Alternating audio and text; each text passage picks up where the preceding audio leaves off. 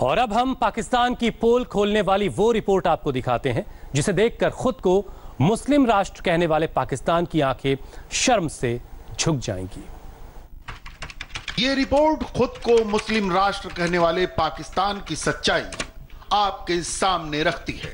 इसे गहरी पड़ताल और तमाम दस्तावेजों के अध्ययन के बाद तैयार किया गया है। अचानक एक दिन पाकिस्तान की हुकूमत ने ऐलान कर दिया कि अहमदिया मुसलमान नहीं हैं। वो तारीख थी 7 सितंबर 1974, जब पाकिस्तान के अहमदियों को पता चला कि उन्होंने खुद को मुसलमान कहने का हक खो दिया है।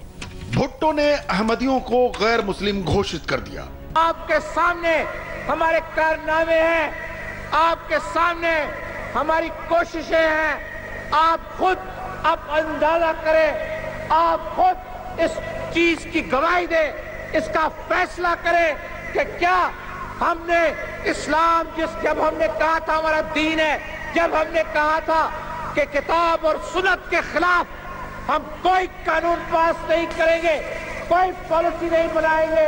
जो दस्तूर में आपने देख लिया होगा, हर चीज जो है हमारे मजहब और दीन के हक में है।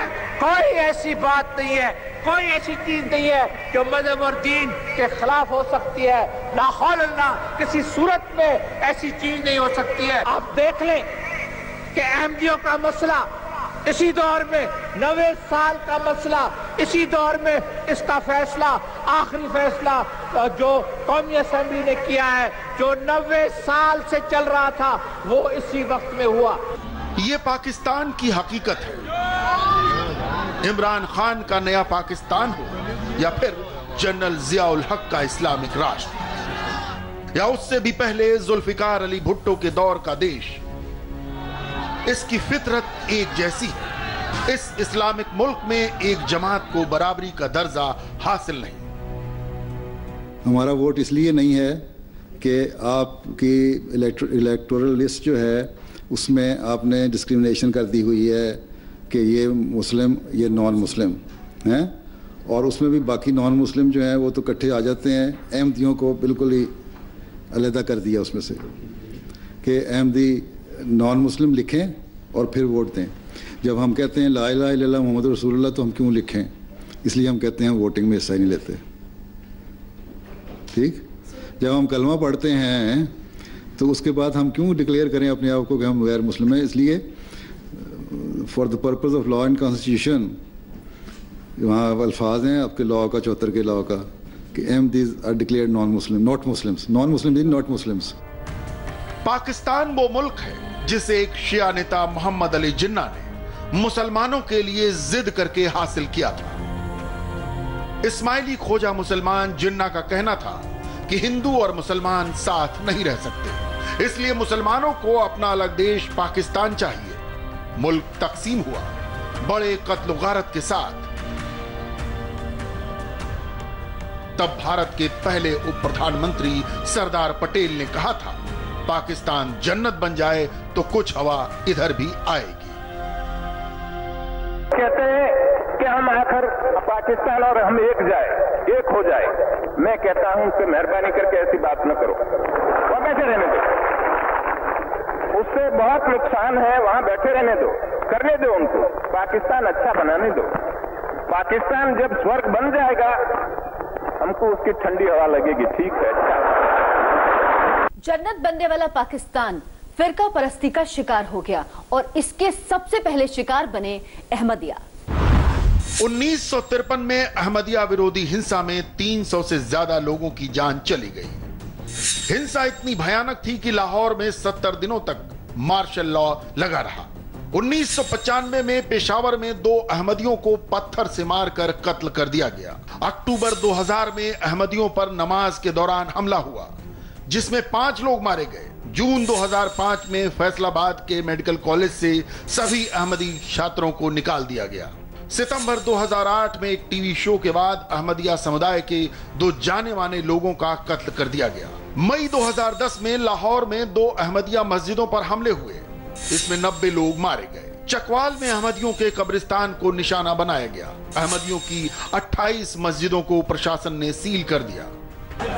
खुद को इस्लामिक राष्ट्र कहने वाले पाकिस्तान में अहमदियों को मुसलमान के तौर पर वोट देने का भी हक नहीं है।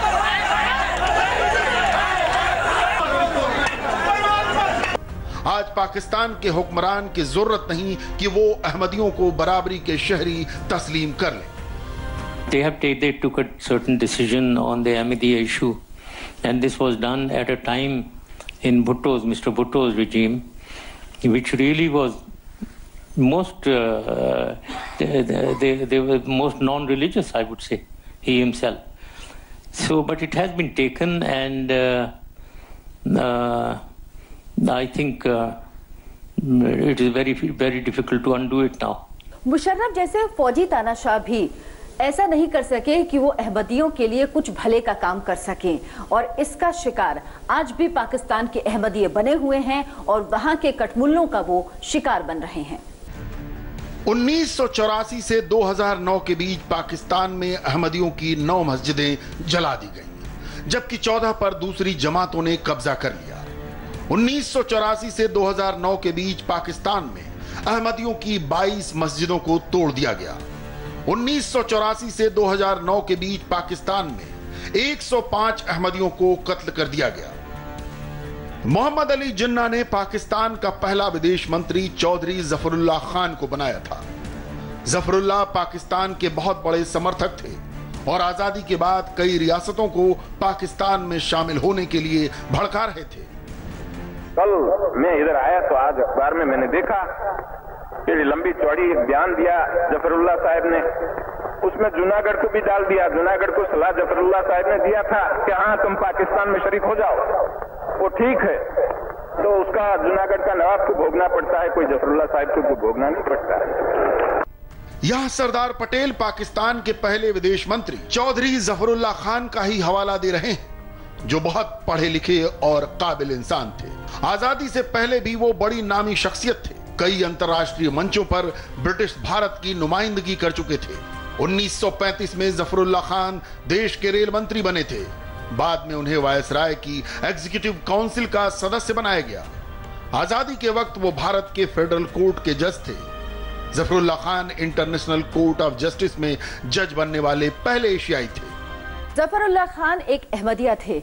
पाकिस्तान जो कि मुसलमानों का मुल्क है, वहां पर तमाम उपलब्धियों के बावजूद भी जफरुल्लाह खान का अहमदिया होना उन पर भारी पड़ा। 1953 में एंटी अहमदिया हिंसा के बाद उन्हें अपने पद से इस्तीफा देना पड़ा। आपको याद होगा कि ये जो सेक्टेरियनिज्म है, फिरका पसंद, ये तहरीक जो है, ये इसके 3 माइलस्टोन्स हैं गालिबन हमारी हिस्ट्री में। पहला 1953, आपको याद होगा कि जमात इस्लामी ने एंटी अहमदी राइट्स लॉन्च किए थे लाहौर शहर में, और फिर एक मिनी मार्शल लॉ भी डिक्लेयर हुआ था। उसके बाद जस्टिस मोहम्मद मुनीर, उन्होंने एक रिपोर्ट लिखी थी, जैसे बहुत फेमस रिपोर्ट है जिसका नाम है मुनीर रिपोर्ट। उस मुनीर रिपोर्ट में 2 बातें बड़े वाज़े तौर पर जस्टिस मोहम्मद मुनीर ने कही थी उस रिपोर्ट में, और वो रिपोर्ट आज भी हमें पढ़नी चाहिए, इतनी रेलेवेंट है। उन्होंने पहली बात तो ये कही थी कि ये कौन खोता है कोई कहने वाला मुसलमान कौन है और कौन मुसलमान नहीं है। अगली माइलस्टोन आती है वो 1974 में आती है गालिबन, जब जुल्फिकार अली भुट्टो साहब ने अहमदीज को बैन कर दिया एज मुस्लिम्स। जुल्फिकार अली भुट्टो साहब खुद तो सेकुलर शख्स थे, मगर पीपल्स पार्टी के मैनिफेस्टो के अंदर इस्लाम, डेमोक्रेसी, सोशलिज्म का जिक्र था। उस वक्त भुट्टो साहब एक लीडर बनने की कोशिश कर रहे थे। उन्होंने ये सोचा कि ये जो डिमांड है, एंटी अहमदी डिमांड जो है, इसको भी मैं अगर कबूल कर लूं तो मेरी शख्सियत जो है वो इस्लाम के साथ वाबस्ता हो जाएगी। तो उन्होंने अंडर इस किस्म की सोच करके उन्होंने एंटी अहमदी कानून बनाए।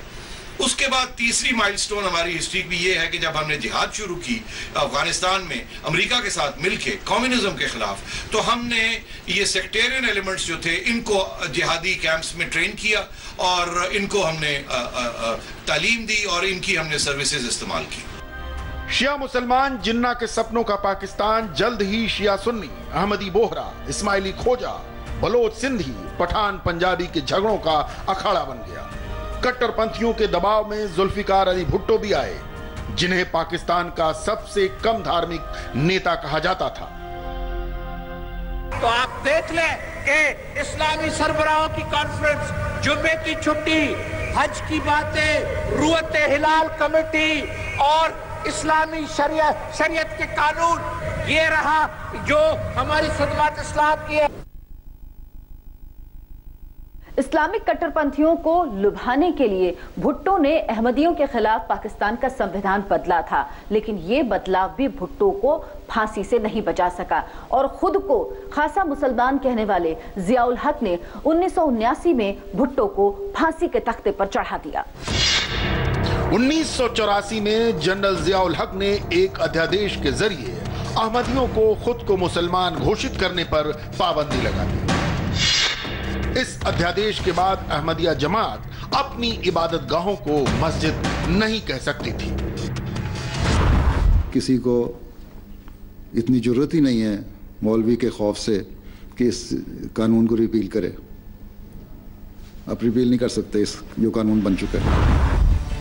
तारीख गवाह है कि पाकिस्तान बनाने के लिए भारतीय उपमहाद्वीप के मुसलमानों के तमाम फिरके जिन्ना के पीछे लामबंद हो गए थे, लेकिन मुल्क की तामीर होते ही वो बेगाने हो गए और इस कदर बेगाने हुए कि उन्हें देश और इस्लाम का दुश्मन घोषित कर दिया गया। पाकिस्तान के इकलौते नोबेल पुरस्कार विजेता वैज्ञानिक भी अहमदी थे। पाकिस्तान के वैज्ञानिक अब्दुल सलाम की काबिलियत का लोहा दुनिया मानती थी। वो नोबेल पुरस्कार पाने वाले इकलौते पाकिस्तानी थे। अब्दुल सलाम कहते थे कि उन्होंने साइंस इसलिए पढ़ी क्योंकि इस्लाम ऐसा कहता है। प्रोफेसर सलाम अपने आप को एक मुसलमान समझते थे। उनका ताल्लुक जमात अहमदिया के साथ था और सन 74 तक कानूनन वो पाकिस्तान में मुसलमान भी माने जाते थे, लेकिन फिर पार्लिमान के फैसले के नतीजे में उनको और उनकी जमात को इस्लाम से खारिज कर दिया गया। लेकिन उनकी सोच पर कोई फ़र्क नहीं पड़ा और वो ये कहते रहे कि कुरान शरीफ साइंस की तरफ दावत देता है। अल्लाह ताला ने कुरान करीम में 750 आयत नाजिल फरमाई हैं साइंस के बारे में। बहुत खूब। 250 आयत कुरान करीम की लेजिस्लेटिव हैं, 750 साइंस के बारे में, जिसमें साइंस कायनात के मुख्तलिफ मज़ाहिर पे अल्लाह ताला के मज़ाहिर साइंस के ज़रिए जिन जिन चीज़ों से होते हैं उनका जिक्र है।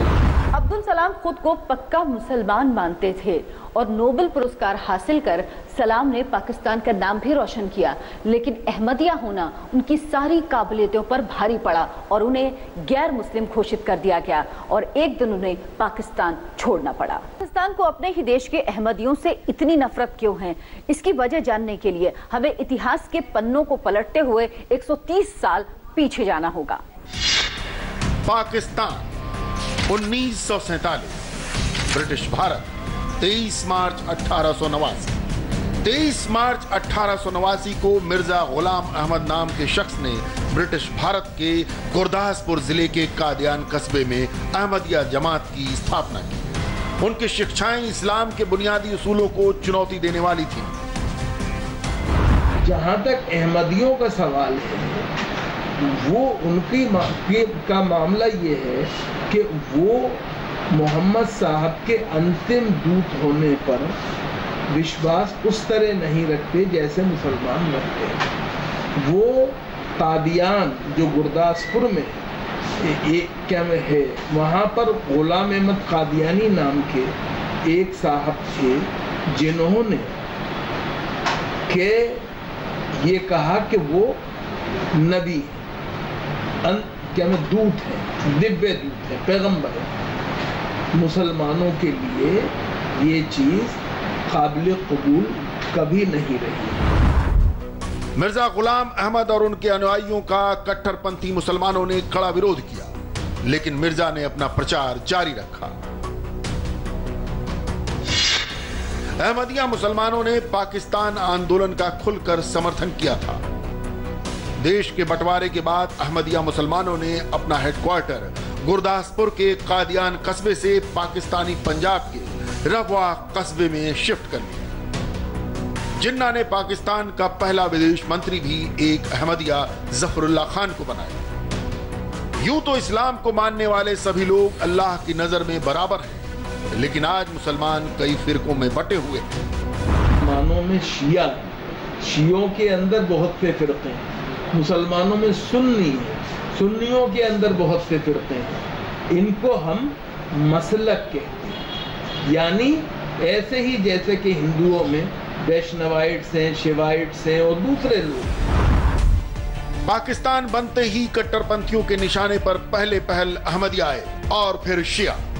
पाकिस्तान में मुसलमानों की ये फिरका वाराना जंग थमने वाली नहीं है। विदेशों में तालीम हासिल करके भी जब पाकिस्तान का कोई शहरी अपने मुल्क लौटता है तो उसे वहां की आबो हवा फिर से उसी कट्टरपंथी सोच की गिरफ्त में ले लेती है। पाकिस्तान की आवाम किसी को इंसान मानने से पहले उसे इस्लाम के तराजू में तोलती है, फिर चाहे वो जिन्ना का पुराना पाकिस्तान हो या इमरान खान का नया पाकिस्तान, उसका डीएनए एक ही है और उसमें कोई बदलाव नहीं हुआ है।